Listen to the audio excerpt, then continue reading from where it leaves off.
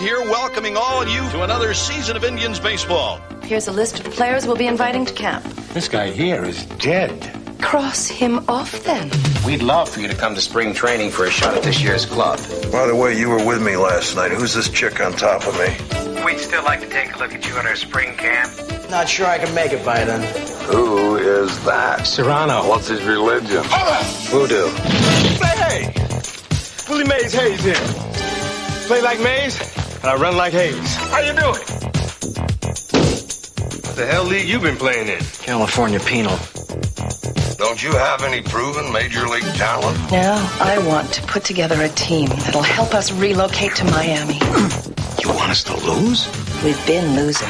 What I want is for us to finish dead last.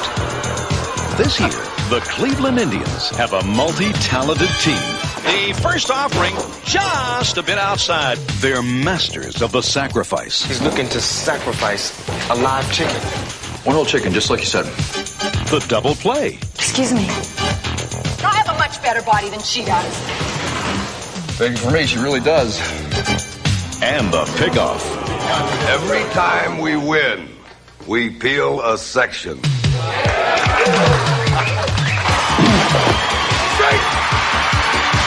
Tom Berenger.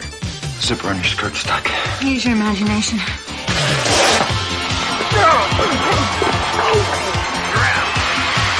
Charlie Sheen. These things make me look ridiculous. Seeing's the most important thing, son. I don't think it's that important. Corbin Burnson. And Bob Uecker. Haywood swings and crushes one towards South America. Major League. That ball wouldn't have been out of a lot of parks. Name one. Yellowstone.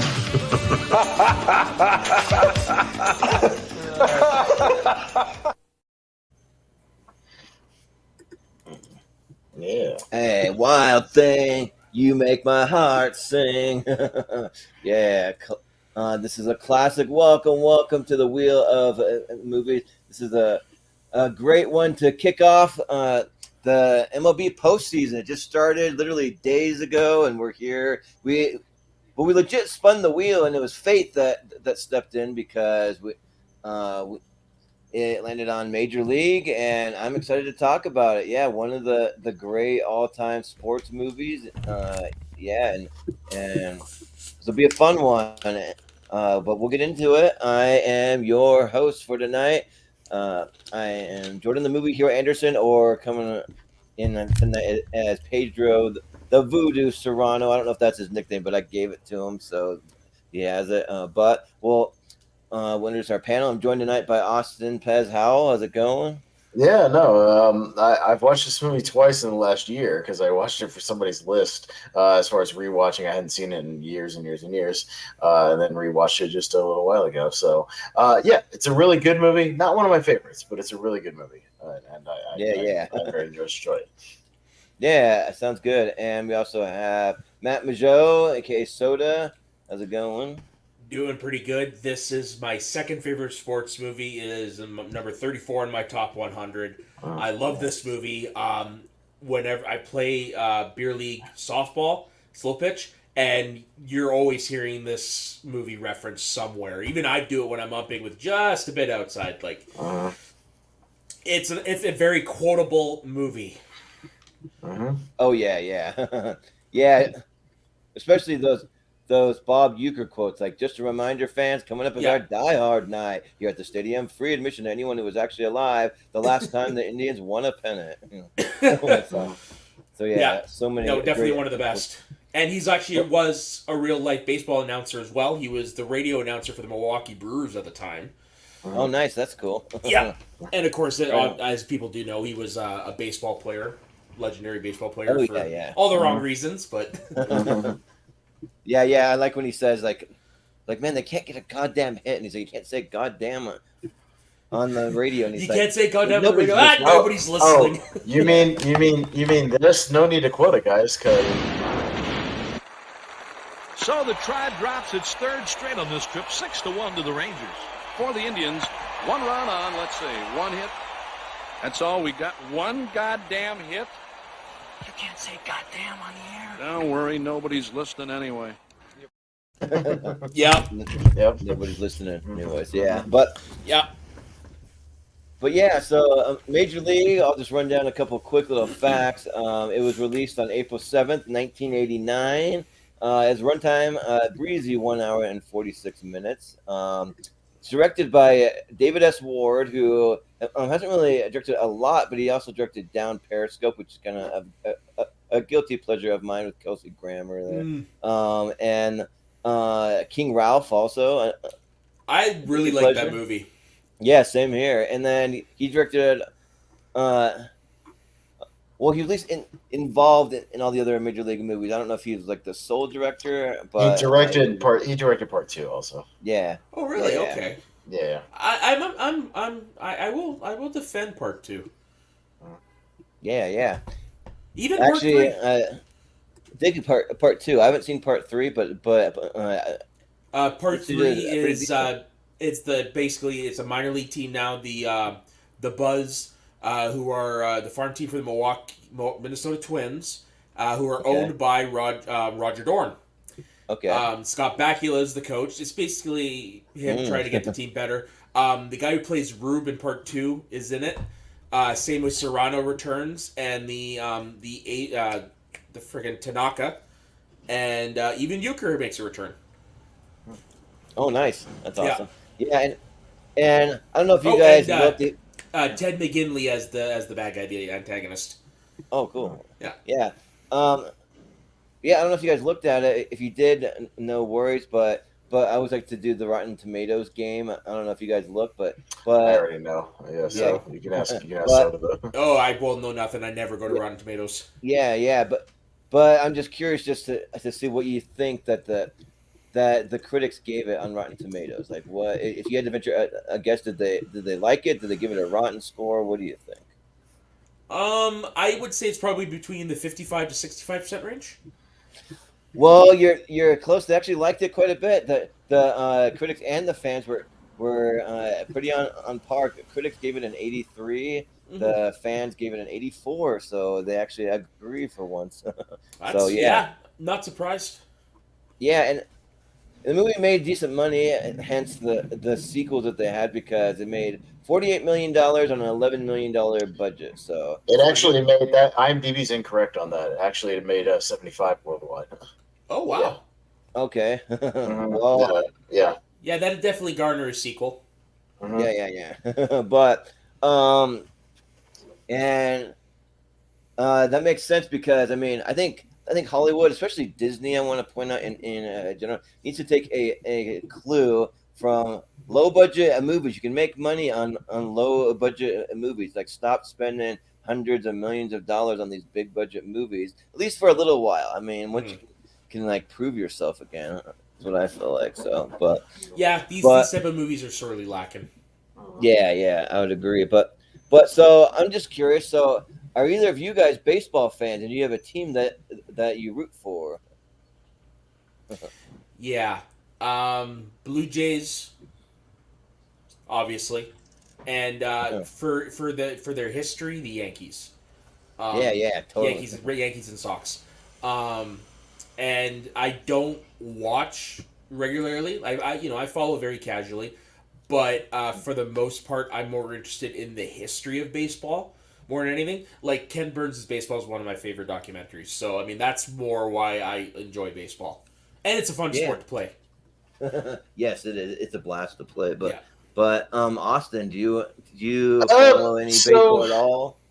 Not right now. I don't watch a lot of baseball. I played a lot of baseball when I was a kid. I played a lot of Little League. I played basically all the way through high school. Played in a lot of basically church leagues essentially at the time. But yeah, right. Played a lot of baseball. Played second base mostly. And then the closest thing I would say to fandom is I used to go to a lot of, when I lived in Jacksonville, they had a minor league team at the time. It was called the Jacksonville Suns. It had been around for a long time. I used to go to a lot of Suns games because it was like, for $20 you could sit almost right behind, home home plate, essentially, a couple rows up. And so, yeah, it was very, very cheap. So I used to go to those a lot. I went to, they had a lot of minor league teams in Jacksonville. So I used to go to hockey, football, baseball, all kinds of minor league stuff. And then they changed their name to the Jacksonville Jumbo Shrimp, which is what they are currently. Yeah, I remember that name. Yeah. Yes. So there's a minor league team up in Asheville right here called the Tourist, but I don't go a lot because parking is a nightmare there. So I don't go. The minor league names are hilarious. Uh-huh. Yeah, there's some crazy ones out there. The Chihuahuas. Yeah.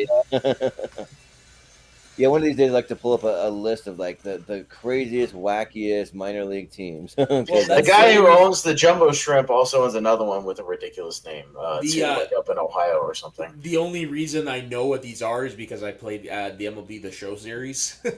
Oh, yeah. Yeah. And so I first saw them, I'm like, there's no way these are real. And then I looked it up, and I was like, oh, well, son of a bitch. Yeah. Yeah, I know they have like the one of my favorite comedians, Chris Stefano, he always talks about the Staten Island Ferry Hawks. He's even like broadcast live from the game, something to do with the hawk, but also the fact that there's a ferry you got to take it. Well, that you can take to get out to Staten Island if you want to. So that's yeah, definitely an interesting name for a team. Yeah. Yeah, and oh, you can go ahead. No, I was going to say I have some other facts about the movie, and one question I always ask if I want to get started. Get back to the movie. So a couple of quick things. So all the actors went to sort of their own little training camp, mostly at the University of Arizona. Played with the University of Arizona players at the time, and then those guys, for their efforts, were used as extras in the actual spring training scene. When they're kind of doing all the training. So all the guys you see tossing around the ball in the background essentially are just standing around are all University of Arizona players. Dennis Haysbert actually hit a home run in the scene where he hits a home run at the end. Mm-hmm. He actually hit one. I knew that. And most of the time where he was asked to hit a home run, he did actually hit a home run. He was a legitimate monster. He's crazy. and could do it. Soda said, Bob Uecker was an actual play-by-play guy for Milwaukee, but most of his lines were improvised. Not surprised. Most of the stuff they just said, here's the point of this scene or sequence or whatever. Yeah. Just do your thing, and like say something funny. So a lot of stuff he even said that it was funny. It's stuff he just heard in locker rooms over the years. The one where he's like, he leads the lead most in offense and nose hair, that sort of thing. It doesn't surprise me just because I've seen him at WrestleMania. I think it was 4. Doesn't surprise me. Oh, yeah. Like he's legit hilarious. Oh, no, he's very, very funny. There's an alternate ending on the DVD with the Rachel character where they sort of do a thing where in the alternate ending, she says that she did all this stuff intentionally to get the guys to play good, but test audiences didn't like that ending. Oh, yeah. They wanted to hate her. Have you seen it? They cut it. It doesn't play very well. No, it feels so out of place. Yeah, it's very out of place. There was also a wedding scene with Tom Berenger and Rene Russo that they cut as well. So from the ending, which is just not necessary. You don't need it. Yeah. If back then, if they had done post-credit scenes more often back then, that would have been a good post-credit scene. Yeah, the wedding. For sure. Charlie Sheen was an actual pitcher in high school and did a lot of his own pitching for the movie. And at one point, while on steroids, pitched an 85-mile-an-hour baseball. So, he was on steroids for the movie to get his pitches faster. Yeah. 20,000 extras for the final game at the stadium piled in there. And then Jeremy Piven had a complete role that was cut altogether. I did not know that. Jeremy Piven played a sort of just a guy off to the side yelling insults throughout the movie. And they cut a couple of his scenes and then just basically cut his character altogether. So basically it was like the Dennis Quaid character from the second movie. Yeah, kind of. Okay. Yeah, so Jeremy Piven credited if you look at it, but completely cut from the movie. Not in there. Never noticed. So. Yeah, and then at the actual Cleveland Indians Stadium, they have a actual locker with all the Jobu stuff in it to this day. That's just like prop Jobu stuff that you can just nice. That's awesome. Great. Mm-hmm. Yeah, so there you go. That makes perfect sense because who knew that Sorry, one of the bonus features on the DVD and Blu-ray is they're talking to actual Major League players about the movie, and it's legit like 3/4 of them's favorite movie, at least at that time. Right. So I mean that makes total sense to me. Yeah. And who thought Dennis Haysbert, just like the freaking Allstate guy, could like pull off that role? Like he's like a creepy looking guy, the voodoo guy. He's a legit got, actor. The big bellies, like I don't know, like he's a legit actor. Oh yeah, he's one of my favorite characters. Well, my favorite in the movie, yeah. So, well, I was just gonna mention my favorite team growing up was actually the. Oh, you can go ahead.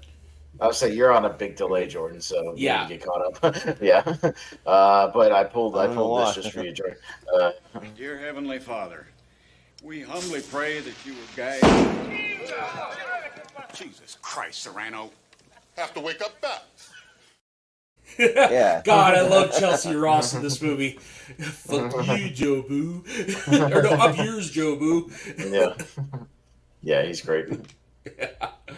Yeah, man. I was gonna say that growing up, my favorite team was actually the Cleveland Indians. I'm a big fan. I brought out like my old school, like from when I was a kid. I got all my baseball cards. I got like mostly I collected basketball cards. I'm more of a basketball fan, but I have a few like old school like Manny Ramirez cards back when he played for the Indians. Like I was a big Jim Tomei fan, or like Albert Bell, or like some of those guys that played for the Indians back in the day. So, I've always had a soft spot for this team because of this movie.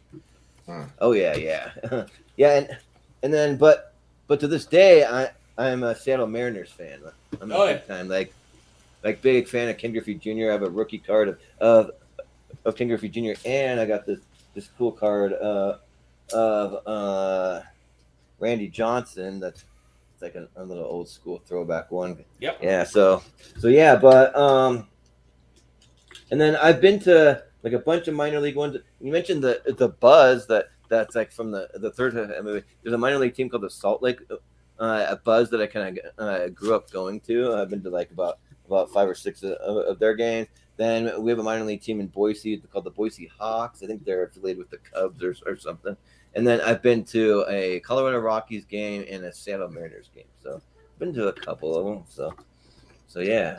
The main thing I always ask to kind of get it going as far as the movie is how everybody kind of came to the movie, or did you kind of grow up with this movie? And for you, Soda, because it's in your top 64, why it's in your top 64, essentially. So do you remember the first time you saw it, or the first time it came to you, and why it's in your 64? So I don't remember the first time I saw it. But I do know it was a very young age, and it was on a recorded VHS. And yeah, I that's how the first time I saw it was like that. And then I would constantly rent the movie, and then when it came out on DVD, I bought it, and yeah, I watch it probably, I don't know, I'd say once every 2 years or so. Yeah. No, cool. Jordan, do you remember the first time you saw it or came to it? The first time that I saw it, I'm pretty sure that it was on TV when I saw it, but it was when I was fairly young, probably in the 90s sometime, and I just remember thinking, because I was not really allowed to watch R-rated movies, so like I just thought, like, I remember thinking I probably shouldn't be watching this, but I don't care. I'm gonna watch this because this movie is awesome. So yeah. No, and I used to see pieces of this movie on cable a lot. I guess the only thing I remembered from a long time was, the montage where they're kind of playing near the end and they're peeling off the pieces of clothing off of the cardboard cutout. I remembered that and a couple of bits here and there. I just grew up more with stuff like Sandlot or Rookie of the Year or Angels in the Outfield, like some of those like 90s movies that I kind of came to. But yeah, I think I literally just rewatched it not that long ago. I think it was for our tier ranker, Jordan, when we did the baseball movies. Because I was like, I need to I know it's going to come up, and I haven't like sat down and watched it start to finish in a long time. So I watched it for that, and then like I said, watched it again this time. And yeah, it's a good movie. Like I just don't have the history with it to have it like in a 64 or anything like that. To be like an all timer. But yeah, it's very breezy watch. Like I like all the characters a lot. I think the cast is really solid. Who's everybody's favorite character or characters in the movie? For me, I actually think I like Lou as my favorite character, the general manager. Oh, he's really great. Yeah. I love him, but my favorite scene with him is in the second movie. Okay. It's when they win and he's jumping down on the hospital bed and he's got the British show on the screen, but he's listening to the game and just everyone's like, "What's he doing?" He's like, "I love this British shit." Almost has another heart attack. I pulled his first scene here for Lou. I got this. Entire world. Oh, Lou, this is Charlie Donovan with the Cleveland Indians. How would you like to manage the Indians this year? I don't know. What do you mean you don't know? This is a chance to manage in the big leagues. Let me think it over, will you, Charlie? I got a guy on the other line about some white walls. I'll talk to you later. Oh, James Gambon was perfect for this. He's so good. That delivery of it is just, what the hell's going on? Yeah. Just like his voice is great. I love that. Yeah, another one of the lines I will throw out at Ball will be, "Enough of that old lady shit." The bit where he pisses on Corbin Burns' contract is hilarious. Yeah. It's good stuff. Or when they have to improvise because they don't get a lot of money, so he's sitting in the little like makeshift jacuzzi, but they got a motor from the motorboat on there making bubbles or something and just relaxing in there. Yeah, it's good stuff. But yeah, I think for me, obviously, I mean, I got my Serrano. He's my favorite. I think that he's just so funny, and he's like, "Bring me a live chicken," and then like later on, I think he either can't remember if he strikes out or if he hits a home run, one of the two. Like, we should have brought him a live chicken. But then, yeah, he struck out. He struck out because they got him KFC. Oh, okay, as a compromise. It's like we can't have we can't have a locker room full of guys throwing up before the game. Yeah. I also really, Corbin Burnson's character. I think he kind of plays a really good kind of asshole, kind of almost. I mean, I wouldn't really say villain, but he kind of seems like he's out for himself and his own interest, kind of thing. So and he's great. People might know him from Psych. He's really good in Psych. So yeah. Or The Dentist and The Dentist 2. Oh yeah, right. There you go. Yeah, nice. But so yeah, I love all the characters in this movie. But as for my favorite, like I really love James Gambon, but probably my next one would have to be Rick Vaughn. Just because it's my favorite Charlie Sheen role, to the point where I tried to get this haircut when I was a kid, but I didn't explain it well, and the barber English was a second language, so you can just imagine how well that went. Like the little angles in the back of the neck and all that stuff. Let's just say I'm glad my parents didn't take that many pictures. Yeah. But I think also too, like at the part of this, like it's also kind of like a little bit of a love story between Renee totally Russo and it's Tom Berenger, right? Tom Berenger. Yeah. So that they got that going on where like she's kind of like moved on from him, thinks he's kind of a loser, and then she meets this other guy. Well, actually, they like spot him at like a restaurant or a club like type place, and then he tries to win her back, and then slowly she starts showing up at the games, and the romance gets rekindled, all that. So gotta be honest, that's my least favorite stuff in the movie. Really? I didn't really like it at all because I don't understand why she gets back with him. I don't think they make that clear at all why she gets back with him. You're right. There is no real reason. There's no reason, no explanation. Literally, one scene, she's still like, "No, I'm gonna get married soon," and then all of a sudden, she's just there and they're kissing. I think they're missing stuff in between. I don't know if there's stuff filmed that was deleted. I think it's just like lustful things, like she's just horny and wants him. I guess, but like she makes it clear that when they broke up, he didn't even communicate with her for 3 years. I mean, she had moved on. I don't understand. I do think there is enough hinted for me that she gets that he's legit trying to validate it. I guess I don't know. I never really actually thought about it, but yeah, it could be more clearer for sure. Yeah. But one of my favorite moments with Tom Berenger's character is when he goes. Party crashes, and when he's leaving, he's shaking the fiance's hand, and the fiance's like, "Stay away from her." And Berenger's like, "Suck my dick." Yeah. It's one of the best things about this movie. Just watching it for all the one-liners and the random line, or like every time that they're gearing up for the season or gearing up for the playoffs or whatever, they cuts a montage. Everybody's saying they suck. They're not going to win. There's always the Japanese guy, I think, that's walking on the field. The Japanese crew suck. Yeah, they're shitty. Yeah, they're shitty. And the trivia also said those guys were just a father-son duo that actually worked at the place, and they just filmed them saying they're shitty over and over again. That's pretty funny. Isn't it the end where they're still? I still think they're shitty or something. Yeah, right. Yeah, it's good stuff. And an underrated Randy Newman song to start the movie too. Oh yeah, that's right. Yeah. Right about that. Yeah. All the shots of Cleveland, even though they filmed it in Milwaukee. Yeah, right. Because if you know anything about Cleveland, I think the stadium's right by the water, some big At river. that time, I don't know.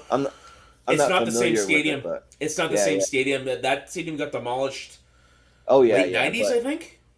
Yeah, but nowadays that's what the shots are if you watch a game or something. Mm-hmm. So yeah, well that's also pretty common too for baseball movies where they don't necessarily film at the stadium they're representing. Yeah, right. Yeah, for part of it, they're not even filming with the stadium where they play. They're at some kind of spring training camp place. It's a different facility altogether. So that's another great character, Willie Mays Hayes. Just the way he debuts. Oh yeah. And, shit, I've been cut already. Yeah. One of the things from Harry. Was we don't know where Hayes played last year, but I'm sure he did a hell of a job. He just kind of shows up, and they're this guy wasn't invited to training camp, but he just just forces his way into the team almost, but he also proves himself and he's good. He's a fast runner and all that, So he lives up to the hype.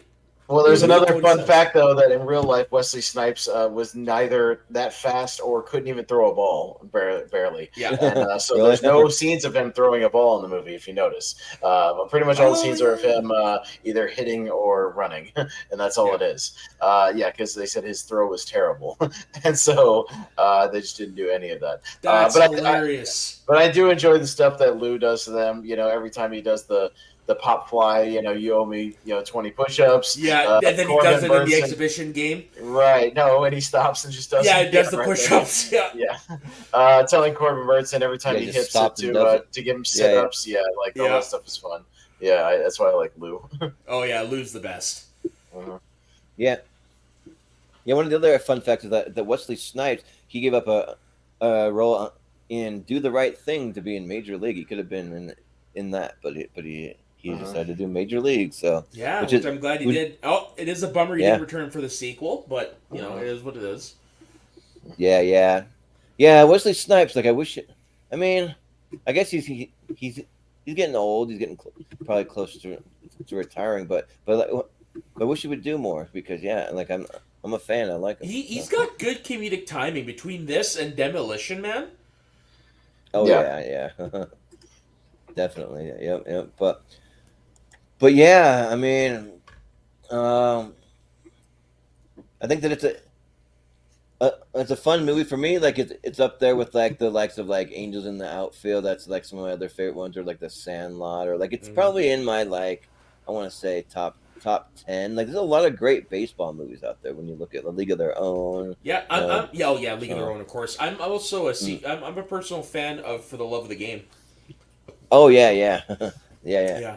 Classic. So yeah, and I think Major League like ranked pretty high on our. We did best baseball movies for tier ranker. I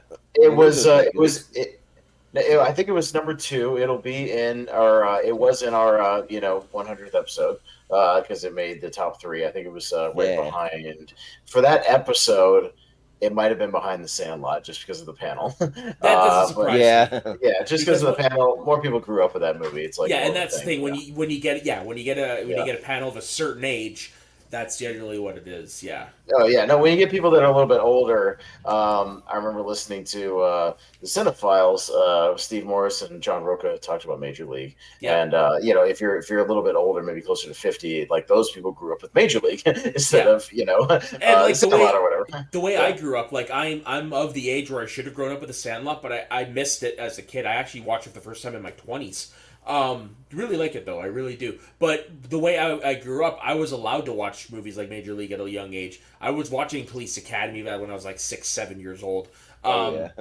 It's just basically the only thing I wasn't allowed to watch was something that was like a hard R or just R period.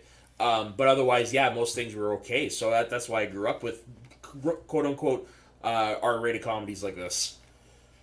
Yeah, I had to sneak them. So like I like sort of grew up with them in a way because it's like my way of like rebelling. I just like watch R-rated movies behind my parents' back, or like everything they told me not to watch. Like my dad hated The Simpsons, so I watched every episode of The Simpsons, and like I did all that kind of stuff. So yeah, but yeah, it's a good little baseball movie about like true underdogs, because you even see like the like some of their like really broken down equipment. They like get to the airport and they like see like a 747. They're like, cool, like this is like a good plane, and like it's not your plane, this old kind of like rickety with like the propellers on the side. They are flying that, or the plane ride from hell, with, like the shitty bus, the Indian Express bus. Oh yeah. I had mentioned earlier the freaking the hot tub with the. Oh my god. They cut off their hot water. They can't take hot showers. That reminds me of a loose scene is when Rachel Phelps shows up right out of nowhere. Yeah, and everyone like hides behind something, whatever. He's just standing there bare ass naked, and she's like, he says something. He's like, "I'm too old to be diving into no lockers." No, he's like, I'm gonna go talk to that bitch. Yeah, great. Like, what do you have to say to this bitch right here? She's standing there, and she's like, "Aren't you gonna put on a towel?" He's like, "We don't have any more towels. We're out." Great stuff.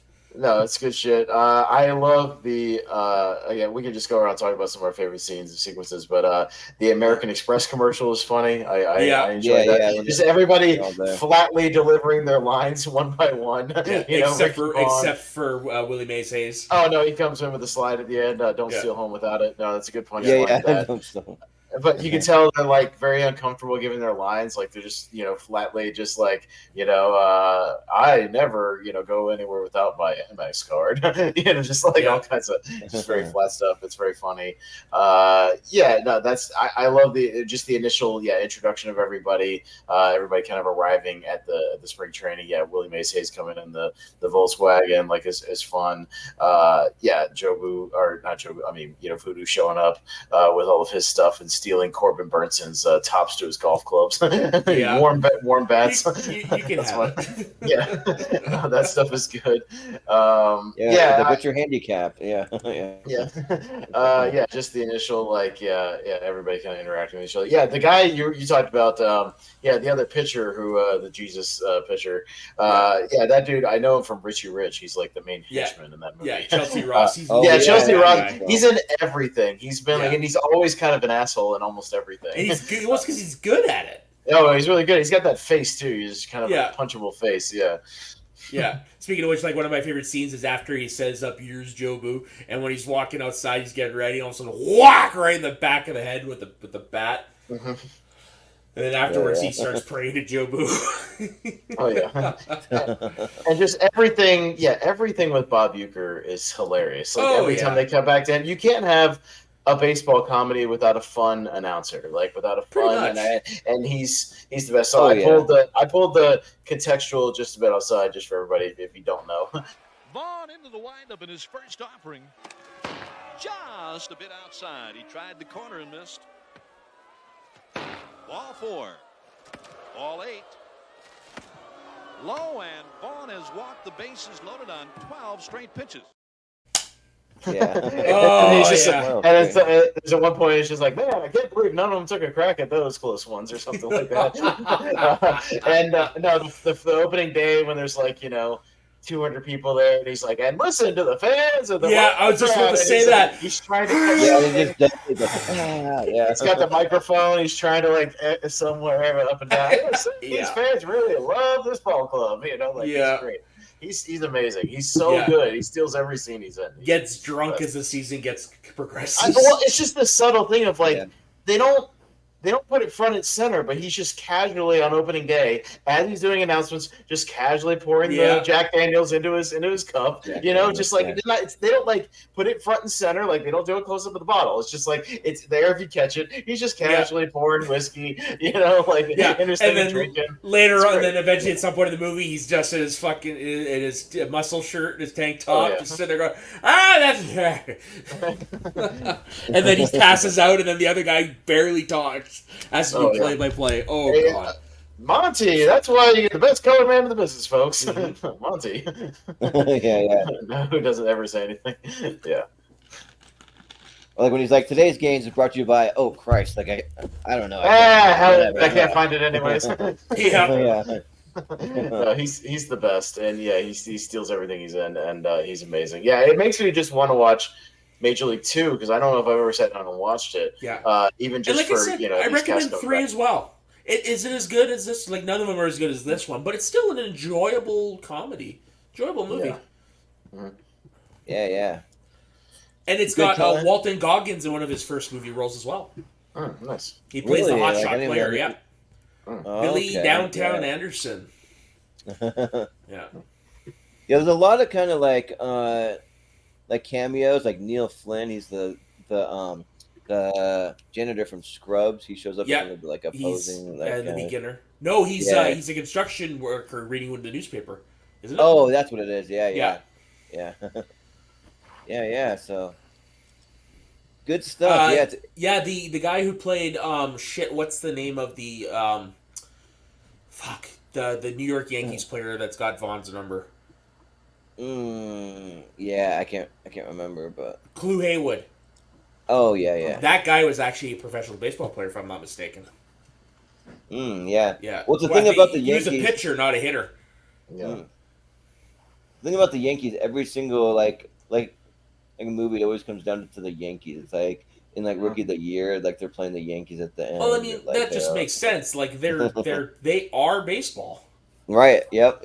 That is true. I mean, I don't really have anything against them. I just kind of like to root for underdogs. I don't love teams that just constantly win, but they're good, and I don't really have any reason to dislike them. Like I'm a fan of like I'm a big Derek Jeter fan. Respect to Jeter. Yeah, or like Roger Clemens, or like some of their like all-time greats. But but like you kind of gotta just like respect them, even though I don't love them. I just respect them. Well, speaking of the Yankees and that final thing, one of the great sports entrances of all time, when they finally bring in Wild Thing. At the end of the movie, when they call him in, open up the gate, he comes in. They're playing the music. Down, down, down, down, down. Yeah, and it's similar today. If anybody watches wrestling, Jon Moxley comes out to Wild Thing through the crowd these days as well. When he first did it was to the true original version. The very first time he did not work whatsoever. And I remember telling my buddy Dagan, it's like, fuck, I hope they get the rights to the one from Major League. And lo and behold, next week, it's the major, it's this one. And you're like, oh, right on. Yeah, you have to get the one where it's wow, thing. Yeah. You make my heart. Yeah, no, it has to be that one. That's the one everybody loves. Yeah, one of the great entrances ever when he comes in. It's a lot of fun. Yeah, the whole crowd's going into it, signs, freaking everything on the screens. Oh yeah. It's the best. Yeah, now Yeah. I'm trying to remember, is it this first one or is it the second one where they're like trying to clock how fast that it, like near the end they're like clocking how fast that he throws and like I think that I know that he definitely hits 99. I can't remember if he goes over So 100. it's Maybe he does. at the end it does hit 99, but it is like at the beginning of training camp they do have the thing going. And they're like, holy, did you see that? I think he hits. I think one of the final ones he hits 101 at the end of this movie. Yeah, that's what I thought. Yeah, to strike out Haywood for the last pitch. Yeah. Yeah, and in the second movie, because he tries to clean himself up, he loses all of his fire, and he's throwing like low 90s and high 80s. Yeah. Yeah. Well, I mean, we did best baseball movies. It was a tier ranker, right? Is that what we did it for the show? So we'll have to eventually, like, I want to switch it up and like do some of our tier rankers as tournaments and kind of see how it shakes out.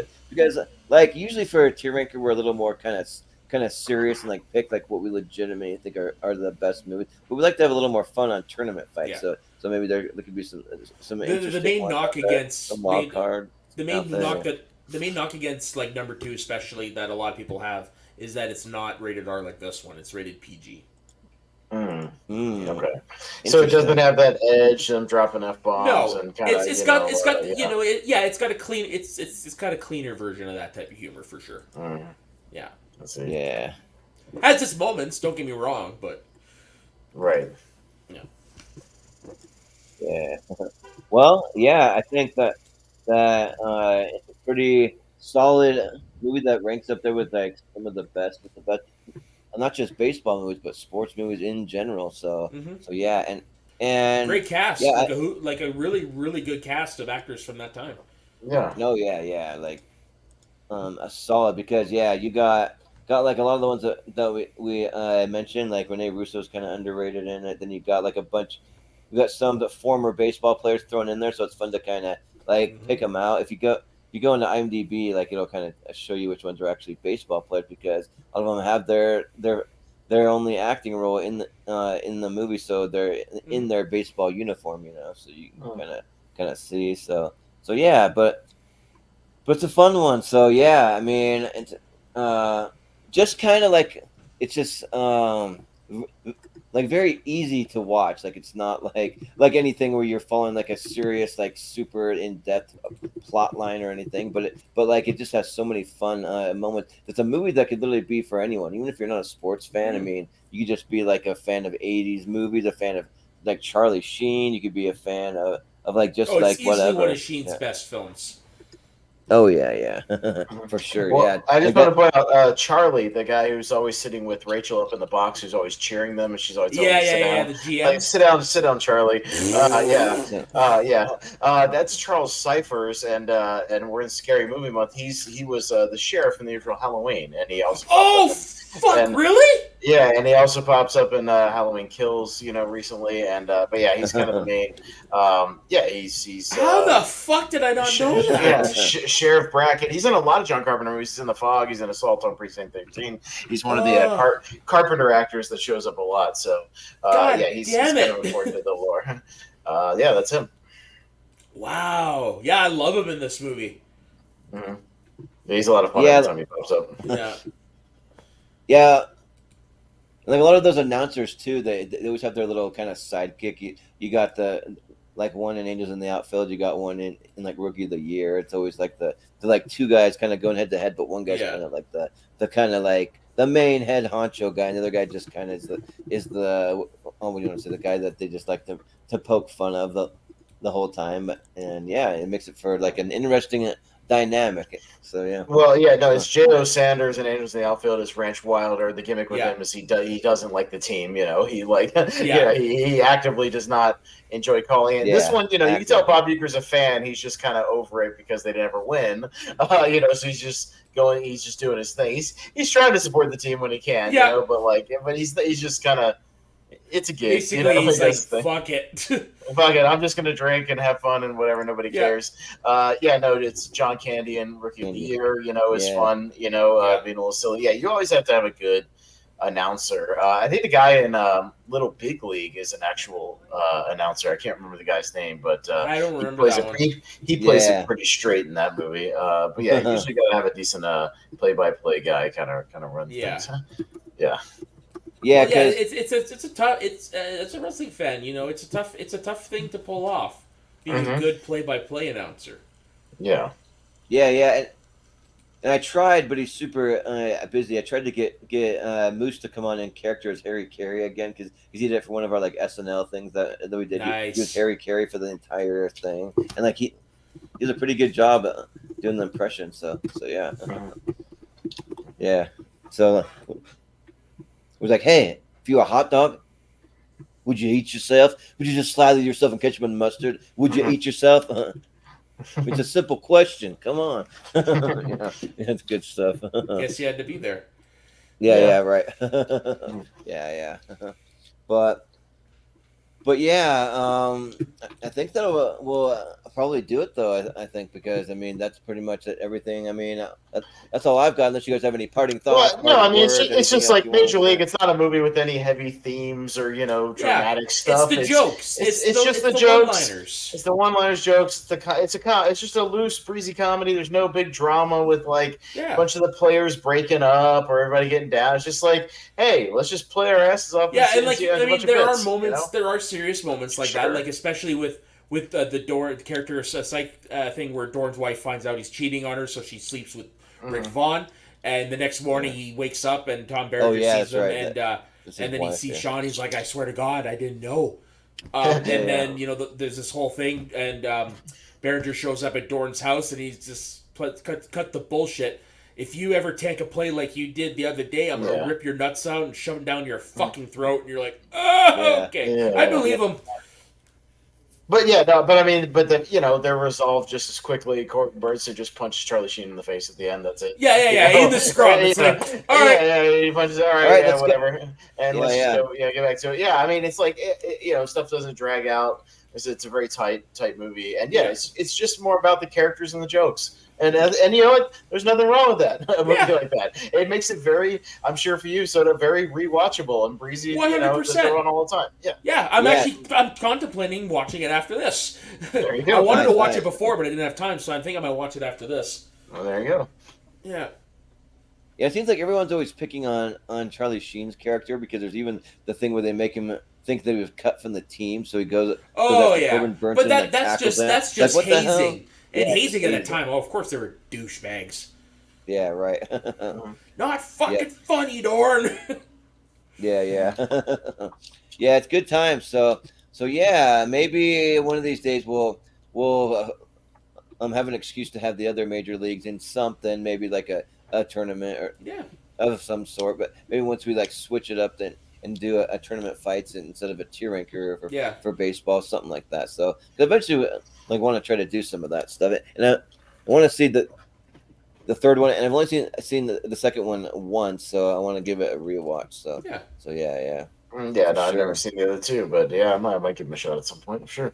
Yeah, but watching these makes me kind of miss going to an actual baseball game because I have a hard time watching a lot of baseball on TV because the games are so long and drawn out. That's why they had to institute stuff like the pitching clock, and you can't step out of the batter's box and all these different things. But to go to an actual game is a lot of fun because you got the music, you got the fans around you, you got you can walk around the stadium, you can get a hot dog, you can just kind of have a good time and I think it's a lot of fun. It's also one of those sports you don't have to sit there and watch super intently to follow it. It's just with something like basketball, they're back and forth, and if you're not watching the entire time, you're gonna miss what happened.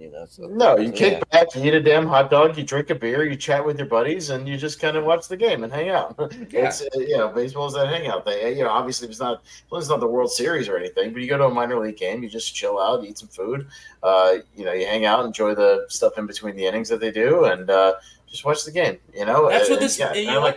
That's what this movie is. Yeah, right. Yeah, it is. You just grab It's some that food, in you film chill form. out, you watch the movie. Yeah, yeah, and also some of these stadiums have some amazing food too, like food you wouldn't find anywhere else. There's nothing like a hot dog at a ballpark. It just tastes different, like it tastes better or something. That's actually I've never seen professional baseball or basketball, so Okay. I don't know.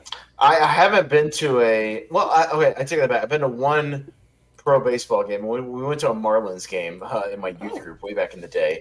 Okay. But that was, I think that's the only pro baseball game. I've been to plenty of pro football games, things like that. But no pro baseball games other than that one. So just because there's nothing nearby me, Jacksonville doesn't have a pro baseball team. I lived nearby me in Idaho, so. I lived in Vancouver for 6 years, and Vancouver is only like a 2-hour drive from Seattle. And I knew I worked with a lot of guys that would go to Mariners games, but I just never went. So I did live close. I just didn't go. And last time I was in Atlanta, I tried to. I wanted to go to a Braves game, just to go to a Braves game. But of course, it was the week they were, at the other stretch, doing the stretch out of the stadium. That would have been fun. And then of course, like 2 days after I leave, they're back for like a 7-game home series, and I'm just like, oh come on, like you couldn't do that. Like Jesus, come on. Yeah, I mean, and another thing for me is there's only one team in Canada. Yeah. That's true. They used to have like another team. Two, the Expos. They became the Nationals. Yeah, that's right. Yeah. Yeah. But because last year me and Austin went on a little road trip down to Florida. And I was trying to talk him into maybe squeezing in a baseball game. We just didn't quite have enough time, but it would have been fun to do, like a Tampa Bay Rays game or something like that. But yeah. So, but yeah, that's one of the things on my list is to get back into going to more sporting events, and I used to be more into it because one of my best friends growing up was a massive baseball fan. So he was the one that got me into collecting baseball cards and going to games. He would invite me to games all the time, and like he played baseball.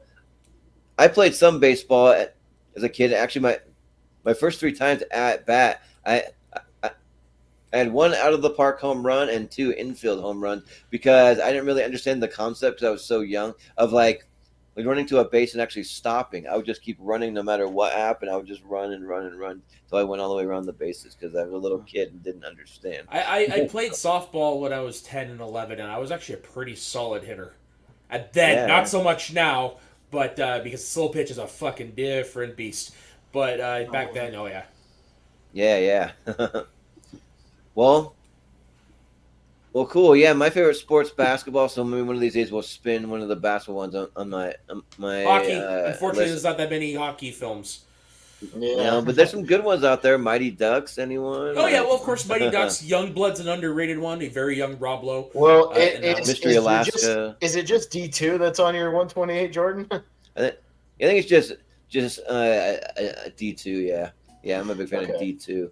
Yeah, Miracle so is one of the best. Unless Miracle or Slapshot is on somebody's 128 and gets spun, I don't know how many. So, I think Miracle is on somebody's. Yeah. Well, like I said, Youngblood is a kind of I say it's a hidden gem. Like I said, very young Rob Lowe. Keanu Reeves in one of his very first movie roles. He plays a French Canadian goalie. Oh, and he does the horrible accent and everything. It's amazing.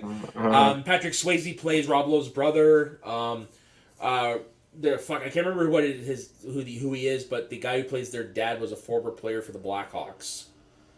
Oh, nice. Yeah. No, it's a pretty solid movie, pretty brutal, and let's not forget Goon. Oh yeah, Goon is great. Goon's hilarious. Goon's fucking hilarious. Yeah. Yeah, one of my favorite Canadian movies there's a hockey scene in it. It's not like a hockey movie. It's a movie Strange Brew though. I freaking love Strange Brew.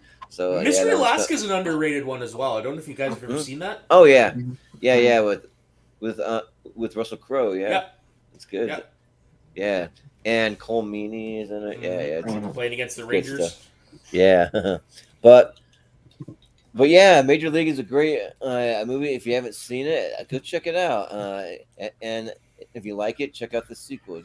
So or for whatever reason, like if you're a fan of Charlie Sheen, if you're a fan of freaking Allstate commercials, I don't know, whatever. it's got a little something for everyone. So yeah, but yeah, I think will do it. I always like to to give a score to these movies. You guys don't have to. I just kind of personally do. If you want to chime in, you can. I mean, it's not in my like top one, like 128s or anything, but it is fun. I give it about a 7 out of 10 for me. That's kind of where it lands for me. So yeah, definitely fun stuff. So yeah, we'll be back again doing some We Love movies. Usually I do the show every other week because it's just kind of one of those ones whenever I have free a time or like a free a day. I usually try to do it either on a Wednesday or a Thursday if I can. That's kind of what I've been shooting for. So we'll see. And I usually like we'll just watch for the YouTube short to come out. I always announce it via YouTube short. So yeah, we'll see what movie shows up next. So but even watching this also makes me want to check out like what's going on with the playoffs for baseball and stuff. I don't watch it intensely, but I like to kind of just follow the box scores and watch the highlights. I know and the all Jays just got eliminated on the wild card. They lost the series. They lost it to the best of 3 series 2-0. Yeah, the wild card I think just ended, and then and they don't have any games tonight. They take a few days off, and then they come back with the AL and the NL series. So yeah, it's good times. But yeah, well, I think that'll do it for us tonight. So we'll just do some quick plugs, and that'll do it. So we'll go to Soda. What do you have going on, or where can the people find you? Find me on my personal Instagram and Twitter at soda_the_saxman. You can find me over in the Northern Entertainment Group, up to my usual shenanigans with 50 Shades of Geek, and you can also find me over on So Dagan Wrestling. Nice. Sounds good. And Austin, where can we find you? Just a couple of things for this weekend. Myself and Jacob Barber will be back with a podcast about movies about 5 o'clock on Saturday afternoon.